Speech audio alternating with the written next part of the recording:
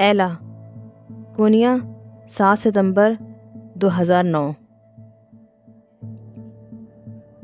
وہ پلاسٹک کی کرسی پر اس کے بستر کے قریب ہی سوئی ہوئی تھی کہ اچانک اس کی آنکھ کھل گئی اور ایک عجیب سی آواز اس کے کانوں میں آئی۔ اندھیرے میں کوئی انجانے الفاظ میں نامعلوم کیا کہہ رہا تھا۔ چند ہی لمحوں بعد وہ سمجھ گئی کہ یہ نماز کی آواز تھی جو باہر سے آ رہی تھی۔ ایک نئی صبح طلوع ہونے والی تھی، مگر اس کو کچھ اس قسم کا احساس ہو رہا تھا جیسے کوئی چیز ختم ہو رہی ہے۔ کسی ایسے آدمی سے پوچھ کر دیکھیں جو پہلی بار نماز کی آواز سن رہا ہو، وہ بھی آپ کو یہی بات بتائے گا کہ یہ بڑی سریلی اور دلکش آواز تھی، ایک ایسی پراسرار آواز، بالکل پیار محبت سے ملتی جلتی۔ رات کے گہرے سکوت میں یہ وہ آواز تھی جس کو سن کر اس کے دن کا آغاز ہونے جا رہا تھا۔ اس نے پلکیں جھپکیں، تاریکی کچھ ہلکی ہوئی۔ اس نے ایک مردانہ آواز سنی جو کھڑکی کے پاس سے آ رہی تھی۔ اس کو یہ سمجھنے میں 1 منٹ نہیں لگا کہ یہ وہ کشادہ اور آرام دہ گھر نہیں ہے جہاں وہ اپنے شوہر اور 3 بچوں کے ساتھ رہتی تھی۔ یہ گزرے وقت کی باتیں تھیں، اس وقت کی جو کہ اب پریوں کی کہانیوں کی طرح بھولی بسریں یادیں بن کر رہ گئی تھیں۔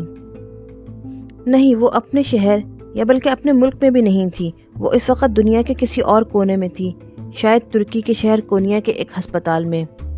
اور جس آدمی کی وہ آواز سن رہی تھی وہ فجر کی نماز پڑھ رہا تھا، مگر وہ محبت کرنے والا جس کے لیے اس نے اپنا گھر بار چھوڑ دیا تھا، وہ کہاں تھا؟ کیا تم ایک ایسے آدمی کے لیے اپنے شوہر اور بچوں کو چھوڑ کر جا رہی ہو جس کا کوئی مستقبل نہیں ہے؟ اس کی سہیلیوں اور پڑوسنوں نے اس سے بار بار پوچھا تھا۔ تم نے اپنے بچوں کے بارے میں کیا سوچا ہے؟ کیا تم سمجھتی ہو کہ وہ تمہیں معاف کر دیں گے؟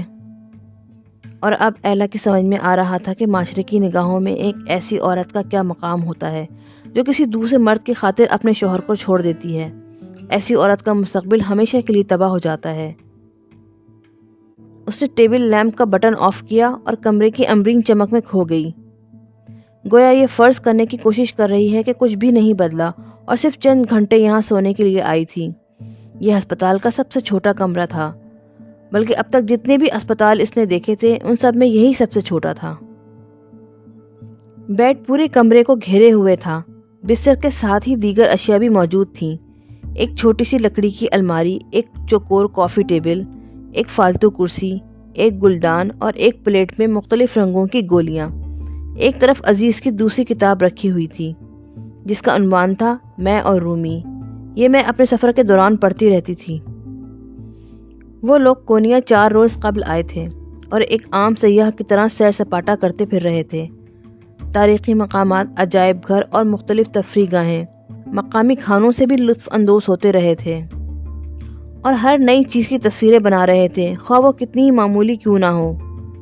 ایک دن پہلے تک ہر چیز حسب معمول چل رہی تھی کہ ایک ریسٹورینٹ میں لنچ کرتے ہوئے عزیز فرش پہ گر پڑا اور اسے فوراً ہسپتال لے جایا گیا۔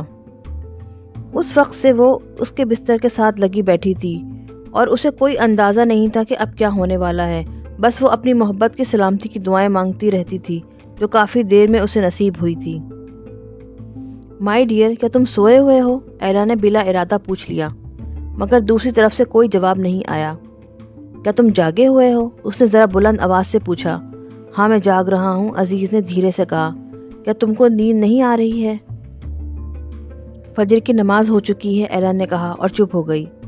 اس نے سوچا کہ مریض کو زیادہ باتوں سے نہیں لگانا چاہیے۔ عزیز سیدھا ہو کر بیٹھ گیا، وہ پلکیں جھپکے بغیر ایلا کو دیکھتا رہا۔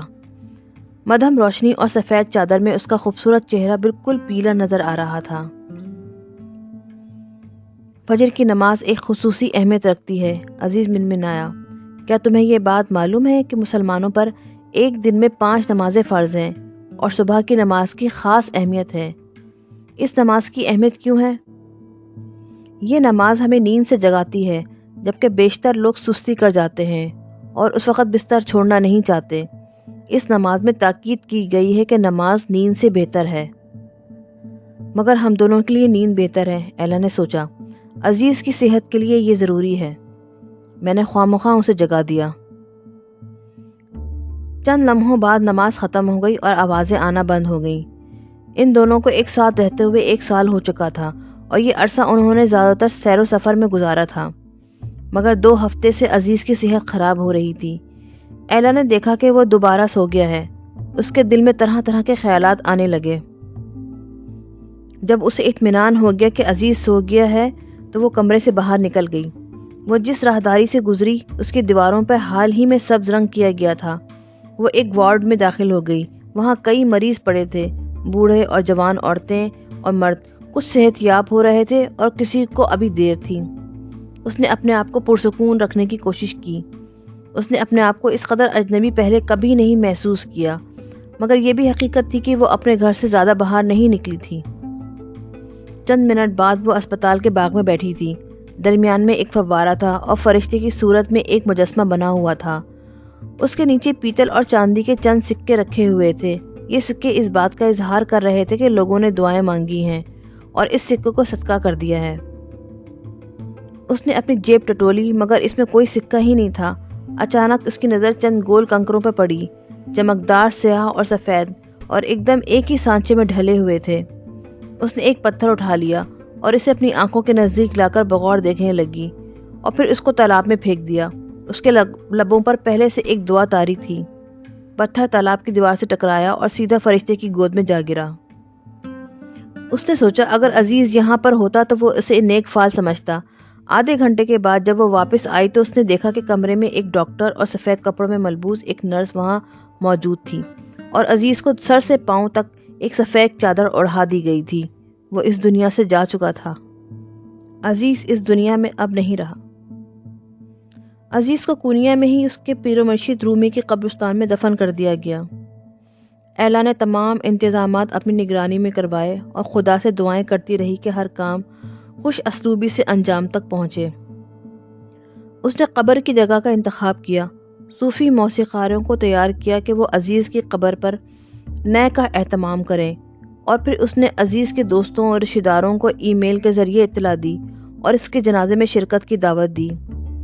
بہت کم لوگ ہی آ سکے، جن میں آرٹسٹ، مصنفین، رقاص، جرنلسٹ اور عزیز کے گود لیے ہوئے بچے شامل تھے۔ عزیز کی موت کو 2 دن گزر گئے۔ اب وہ بالکل تنہا اور اجنبی تھی۔ مقامی باشندے حیرت زدہ تھے کہ وہ یہاں کیا کر رہی ہے۔ ایلا نے اپنا سامان تیار کیا اور ایئرپورٹ روانہ ہو گئی۔ وہاں سے اس نے جینٹ کو کال کیا، جو کہ واحد اس کی دوست تھی اور عزیز کے ساتھ وقت گزارنے کے فیصلے کی اس نے بے حد تعریف کی تھی۔ اورلی اور آوی اپنی ماں سے سخت نالاں تھے۔ موم کیسی ہو؟ جینٹ نے بڑے پرجوش انداز میں پوچھا۔ ایلا ایک طرف جھکی اور ذرا سی مسکرائی، جیسے کہ اس کی بیٹی سامنے ہی کھڑی ہے، اور پھر تھوڑا سا غمزدہ آواز میں بتایا کہ عزیز کا انتقال ہو گیا ہے۔ اوہ موم، مجھے بے حد افسوس ہے۔ ایک خاموشی چھا گئی۔ دونوں کی سمجھ میں نہیں آ رہا تھا کہ کیا کہیں۔ بہرحال جینٹ نے ہی اس خاموشی کو توڑا۔ موم، کیا آپ واپس گھر آ رہی ہیں؟ ایلا سوچ میں پڑ گئی۔ اس کی بیٹی کے سوال میں در پردہ ایک اور سوال تھا۔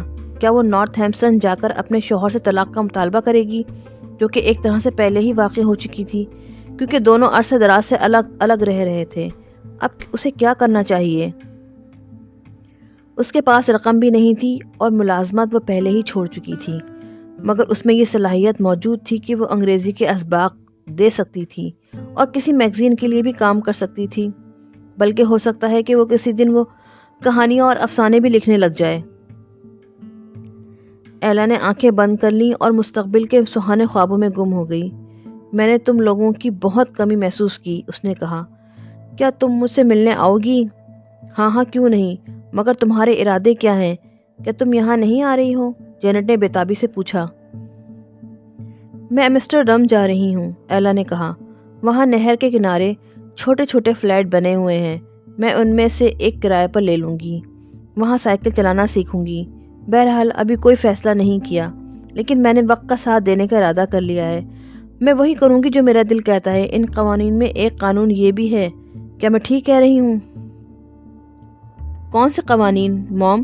تم کیسی باتیں کر رہی ہو؟ ایلا نے آسمان کی طرف دیکھا جو چاروں طرف سے اس کو خوش آمدید کہہ رہا تھا، اور اس طرح محو رقص تھا جیسے کہ درویش صوفیانہ رقص میں مشغول ہوں۔ یہ قانون نمبر 40 ہے، ایلا نے بدبداتے ہوئے کہا۔ محبت کے بغیر زندگی کسی شمار میں نہیں ہے۔ یہ سوال مت کرو کہ کون سی محبت تمہیں عزیز ہے۔